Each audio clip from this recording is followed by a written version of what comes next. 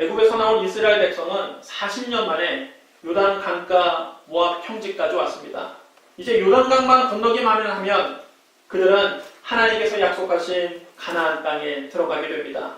하나님은 모세에게 말씀하셨습니다. 이스라엘 자손에게 말하여 그들에게 이르라. 너희가 요단강을 건너 가나안 땅에 들어가거든 그 땅의 원주민을 너희 앞에서 다 몰아내고 그 새긴 석상과 부어 만든 우상을 다 깨뜨리며 산당을 다 헐고 그 땅을 점령하여 거기 거주하라. 내가 그 땅을 너희 소유로 너희에게 주었습니다. 너희 종족을 따라 그 땅을 제비 뽑아 나눠줄 것이니 수가 많으면 많은 기업을 주고 적으면 적은 기업을 주되 각기 제비 뽑은 대로 그 소유가 될 것인즉 너희 조상의 지파를 따라 기업을 받을 것이니라. 너희가 만약 그 땅의 원주민을 너희 앞에서 몰아내지 않으면 너희가 남겨둔 자들이 너희 눈에 가시와 너희 옆구리에 찌르는 것이 되어 너희가 거주하는 땅에서 너희를 괴롭게 할 것이요 나는 그들에게 행하기로 생각한 것을 너희에게 행하리라. 이스라엘 백성이 요단강을 건너가서 그 땅을 점령하면 각 지파별로 제비를 뽑아서 그 땅을 분배하라는 말씀입니다. 이때 이 12지파 가운데 땅을 분배할 때에 레위 지파는 빠져 있었습니다.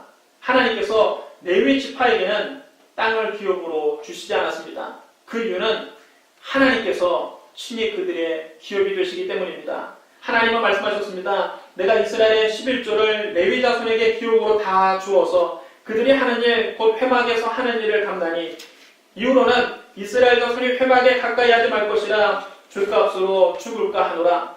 그러나 레위인은 회막에서 공사하며 자기들의 죄를 감당할 것이요 이스라엘 자손 중에는 기업이 없을 것이니 이는 너희 대대의 영원한 율례라. 이스라엘 자손이 여호와께 거제로 드리는 11조를 레위인에게 기업으로 주었으므로 내가 그들에 대하여 말하기를 이스라엘 자손 중에 기업이 없을 것이라 하였노라. 하나님의 회막에서 공사하는 레위인들은 이스라엘 자손들이 하나님께 드리는 11조로 생활을 하라고 그들에게 따로 땅을 기업으로 주시지 않았습니다. 그들에게는 농사지을 땅을 주시지 않고 다만 그들이 거주할 성읍만 주셨습니다. 하나님께서 모세에게 말씀하셨습니다. 이스라엘 자손에게 명령하여 그들이 받을 기업에서 레위인에게 거주할 성읍들을 주게 하고 너희는 또 그 성읍들을 두르고 있는 초장을 레위인에게 주어서 성읍은 그들의 거처가 되게 하고 초장은 그들의 재산인 가축과 짐승들을 둘 곳이 되게 할 것이라.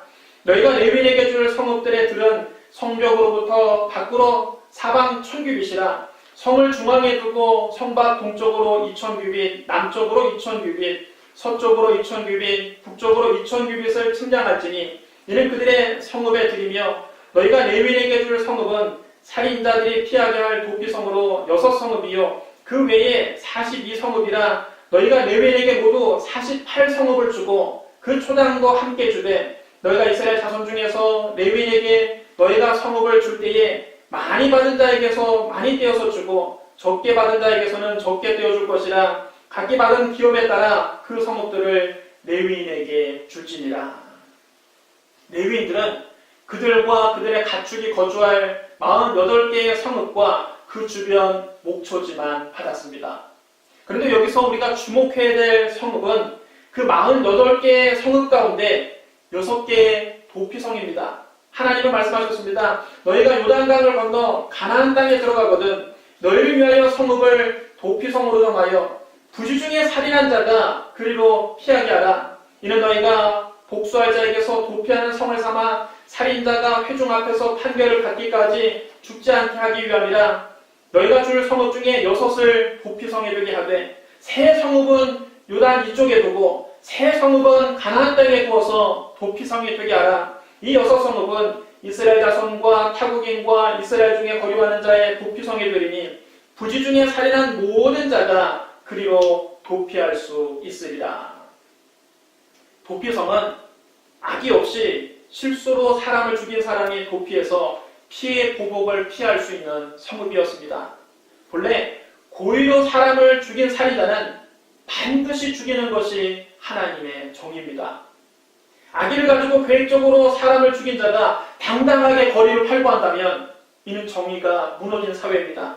그곳은 폭력과 살인이 난무하는 더러운 땅이 되고 말 것입니다. 무법천지가 되고 말 것입니다. 하나님은 말씀하셨습니다. 너희는 너희가 거주하는 땅을 더럽히지 말라. 피는 땅을 더럽히나니 피 흘림을 받은 땅은 그 피를 흘리게 한 자의 피가 아니면 속함을 받을 수 없느니라. 너희는 너희가 거주하는 땅 곧 내가 거주하는 땅을 더럽히지 말라. 나 여호와는 이스라엘 자손 중에 있음이니라. 살인으로 피가 땅에 떨어지면 그 땅이 더러워집니다. 살인의 피로 더러워진 땅은 그 살인자의 피가 아니면 깨끗하게 할 수 없다고 했습니다. 그래서 이스라엘에는 피해 보복자가 있었습니다. 억울하게 살해당한 피해자의 친족이 그 살인자를 찾아내서 피해 복수를 해야 할 의무가 있었습니다. 하나님은 말씀하셨습니다. 만약 철연장으로 사람을 쳐 죽이면 그는 살인자니 그 살인자를 반드시 죽일 것이요. 만일 사람을 죽일 만한 돌을 손에 들고 사람을 쳐 죽이면 이는 살인한 자니 그 살인자는 반드시 죽일 것이요. 만일 사람을 죽일 만한 나무 연장을 손에 들고 사람을 쳐 죽이면 그는 살인한 자니 그 살인자는 반드시 죽일 것이니라. 피를 보복하는 자는 그 살인자를 자신이 죽일 것이니 그를 만나면 죽일 것이요. 만일 미워하는 까닭에 밀쳐 죽이거나 기회를 엿보아 무엇을 던져 죽이거나 악의를 가지고 손으로 쳐 죽이면 그 친자는 반드시 죽일 것이니 이는 살인하였습니다. 피를 보복하는 자는 살인자를 만나면 죽일 것이니라. 철이나 나무나 돌 같은 연장으로 사람을 쳐 죽이거나 미워하기 때문에 밀쳐서 죽게 하거나 몰래 숨어 있다가 무엇을 던져서 죽게 하거나 악의를 가지고 주먹으로 사람을 쳐서 죽게 만들었으면 그는 살인자입니다. 그때에는 피해자의 친족이 피해 보복자가 돼서 이렇게 고의로 살인한 사람을 죽이라는 겁니다. 공권력과 사법제도가 잘 갖춰진 현대 사회에서는 이런 사적인 처벌이 엄격하게 금지되어 있습니다. 절대로 오늘날에는 이렇게 하면 안 됩니다. 오늘날에는 경찰이 범인을 잡아서 검사가 기소를 하면 재판을 받게 해서 판사가 양형 기준에 따라서 처벌합니다. 하지만 공권력과 사법제도가 미혹했던 고대 사회에서는 피해 보복자가 살인자를 죽이는 것은 정당한 처벌이었고 정의의 실현이었습니다. 살인자가 받는 벌은 가차없는 죽음이었습니다. 하나님은 말씀하셨습니다. 사람이 그 이웃을 고의로 죽였으면 너는 그를 내 제단에서라도 잡아내려 죽일지니라. 고의로 죽인 사람을 절대로 용서하지 말라는 것입니다. 이렇게 고의로 이웃을 죽인 살인자를 잡아서 처형하는 것은 정당한 처벌이었습니다. 그런데 문제는 고의가 전혀 없이 과실로 사람을 죽게 한 사람입니다. 여러분, 사람이 살다 보면 실수를 할 때가 있지 않습니까? 악의가 없이 우연히 사람과 부딪혀서 그 사람이 넘어졌는데 그만 그 사람이 죽게 됐다든지, 사람을 보지 못하고 돌을 던졌는데 그만 그 돌에 사람이 맞아서 죽게 됐다든지, 이렇게 본의 아니게 이런 일이 일어날 수 있지 않습니까? 또 이웃과 함께 같이 산에 벌목을 하러 갔는데 도끼질을 한참 하는 동안 갑자기 도끼날이 빠져서 그 이웃의 머리에 맞아서 죽게 됐으면 그거 어떻게 합니까? 악의도 없고 헤아려 한 것도 아닌데 정말 공교롭게 사람이 죽었을 때는 가해자 입장에서도 너무 난처하지 않습니까? 만약 이런 과실치사를 고의적인 살인과 똑같이 처벌한다면 그건 너무 가혹하지 않습니까? 자비하신 하나님께서는 이렇게 실수로 사람을 죽게 한 사람들이 피해 보복자를 피해서 안전하게 보호받을 수 있는 도피성을 만드셨습니다. 하나님은 말씀하셨습니다. 악의가 없이 우연히 사람을 밀치거나 기회를 엿봄이 없이 무엇을 던지거나 보지 못하고 사람을 죽일 만한 돌을 던져서 죽였을 때에는 이는 악의도 없고 헤아려 한 것도 아닌즉 회중의 친자와 피를 보복하는 자 간에 이 규례대로 판결하여 피를 보복하는 자의 손에서 살인자를 건져내어 그가 피하였던 도피성으로 돌려보낼 것이요 그는 거룩한 기름 부음을 받은 대제사장이 죽기까지 거기 거주할 것이라. 그러나 살인자가 어느 때든지 그 피하였던 도피성 지경 밖으로 나가면 피를 보복하는 자가 도피성 지경 밖에서 그 살인자를 만나 죽일지라도 피 흘린 죄가 없나니 이는 살인자가 대제사장이 죽기까지 그 도피성에 머물러야 할 것이니라. 대제사장의 죽음 후에는 그 살인자가 자기 소유의 땅으로 돌아갈 수 있느니라.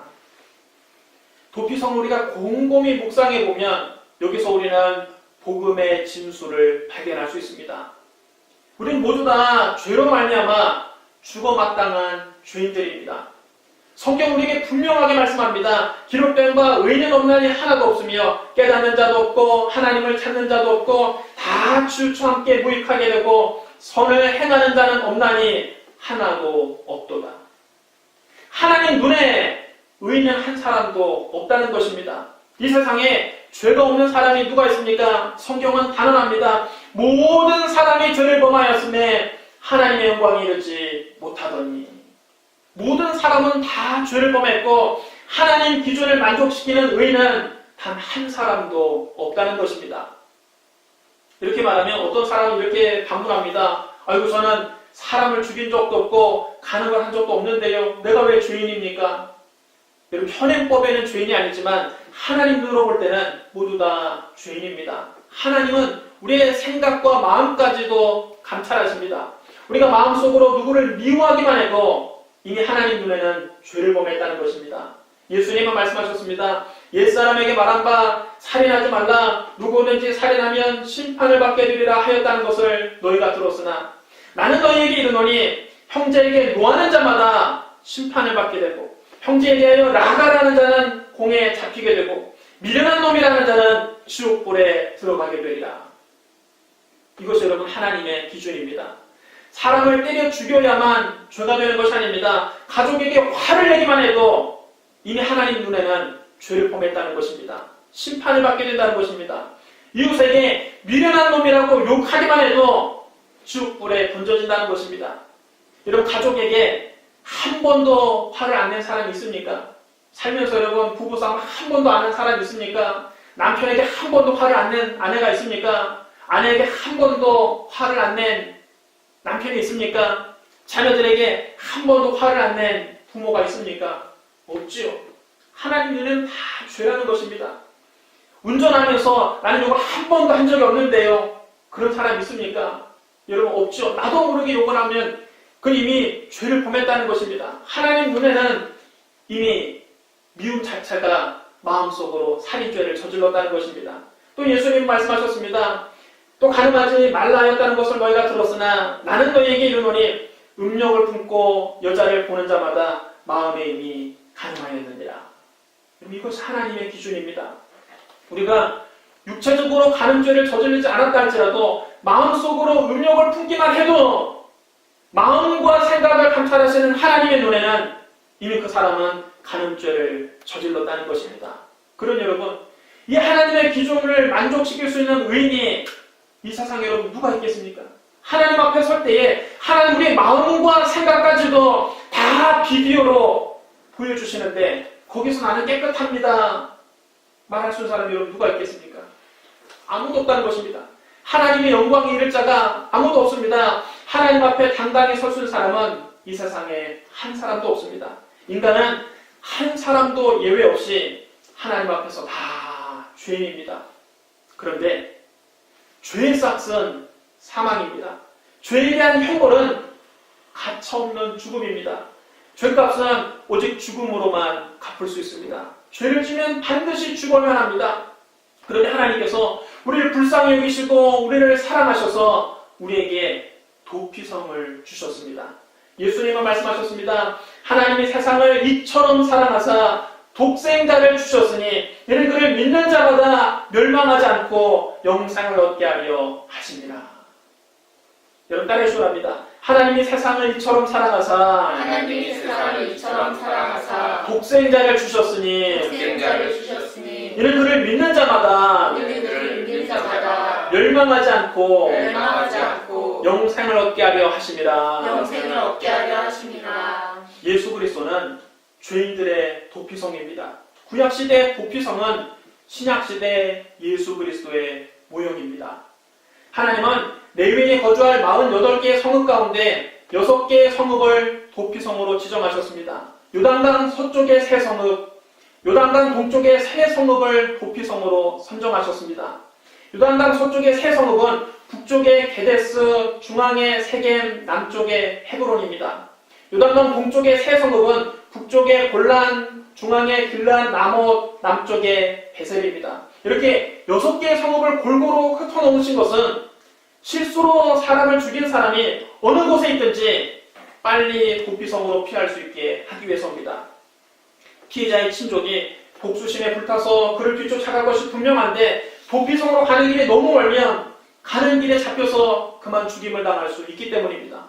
나는 실수로 사람을 죽였는데, 나는 악의가 없이 과실로 사람이 죽게 되었는데 그 친족이 나를 미워해서 죽이면 어떡합니까? 그러므로 빨리 도망갈 수 있도록, 누구든지 피할 수 있도록 도피성을 6군데 골고루 흩어놓아서 누구든지 하루길이면, 이스라엘 어느 곳에 살든지 하루길이면 도피성으로 피할 수 있게 하셨습니다. 여호수아 20장 7절로 9절에 하나님 이렇게 말씀하셨습니다. 이에 그들이 납달리의 산지인 갈릴리 게데스와 에브라임 산지의 세겜과 유다 산지의 기럇 아르바 곧 헤브론과 여리고 동쪽 요단 저쪽 루벤 지파 중에서 평지 광야의 베셀과 갓 지파 중에서 길랏 라못과 므낫세 지파 중에서 바산 골란을 구별하였으니 이는 곧 이스라엘 모든 자손과 그들 중에 거류하는 거류민을 위하여 선정한 성읍들로서 누구든지 부지 중에 살인한 자가 그리로 도망하여 그가 회중 앞에 설 때까지 피해 보복자의 손에 죽지 않게 하기 위함이라. 여기서 중요한 말씀은 누구든지입니다. 이스라엘 자손들 뿐만 아니라 그들 가운데 사는 외국인들도 실수로 사람을 죽였을 때는 그리로 도망하면 피해 보복자의 손에 죽지 않았습니다. 오늘 본문이 민수기 35장 15절에서도 이렇게 기록되어 있습니다. 우리 15절 말씀을 같이 읽겠습니다. 15절 말씀 큰 소리로 같이 읽어보겠습니다. 시작. 이 6성읍은 이스라엘 자손과 타국인과 이스라엘 중에 거류하는 자의 도피성이 되리니 부지 중에 살인한 모든 자가 그리로 도피할 수 있으리라. 여기서 중요한 말씀은 모든 자입니다. 예수 그리스도는 유대인뿐만 아니라 모든 인류의 구주가 되십니다. 누구든지 예수님께 피하면 구원을 받을 수 있습니다. 로마서 10장 11절로 13절에 이렇게 말씀합니다. 성경이 이르되 누구든지 그를 믿는 자는 부끄러움을 당하지 아니하리라 하니 유대인이나 헬라인이나 차별이 없습니다. 한 분이신 주께서 모든 사람의 주가 되사 그를 부르는 모든 사람에게 부유하시도다. 누구든지 주의 이름을 부르는 자는 구원을 받으리라. 여러분 따라하셔야 합니다. 누구든지 주의 이름을 부르는 자는 구원을 받으리라.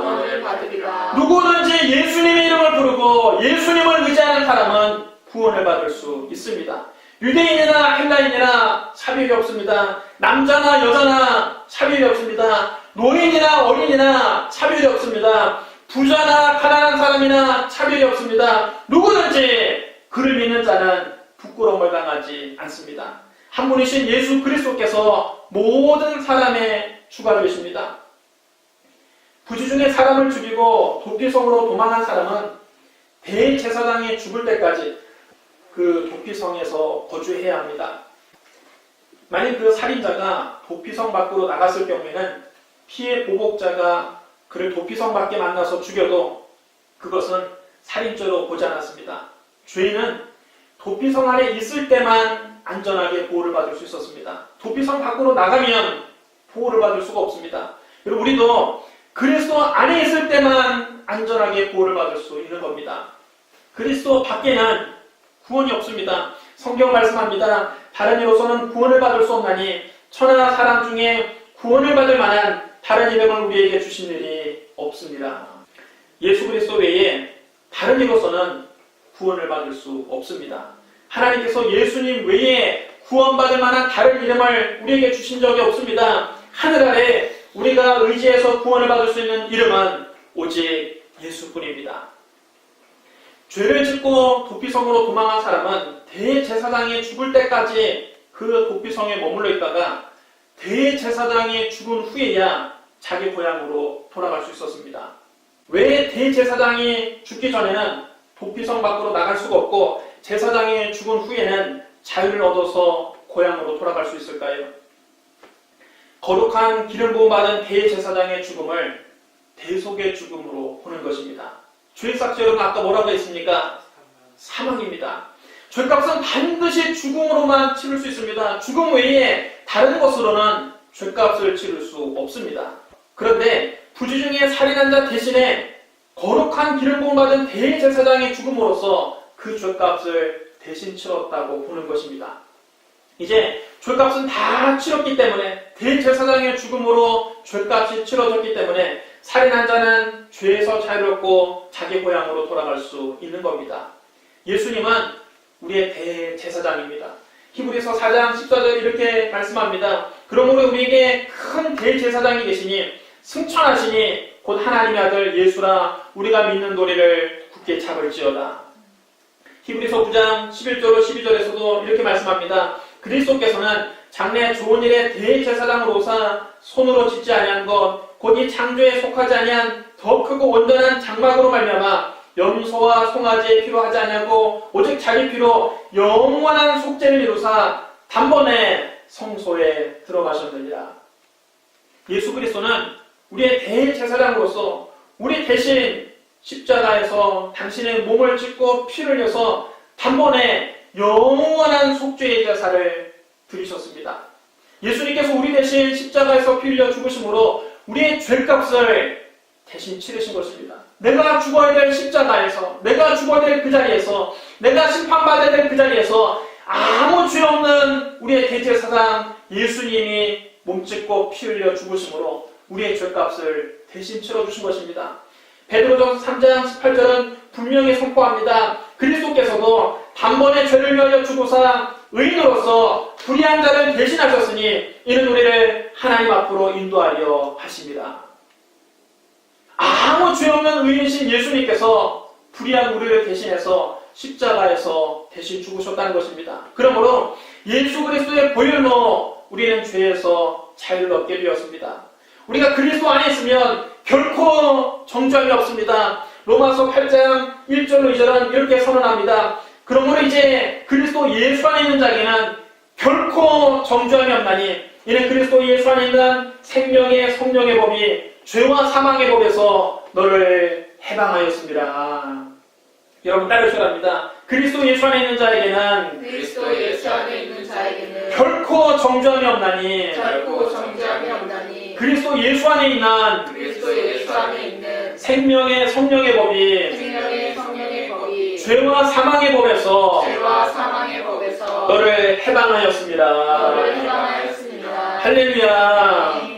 그리스도 예수 안에 있는 자에게는 이제 결코 정죄함이 없습니다. 그리스도 예수 안에 있는 생명의 성령의 법이 죄와 사망의 법에서 우리를 해방하였습니다.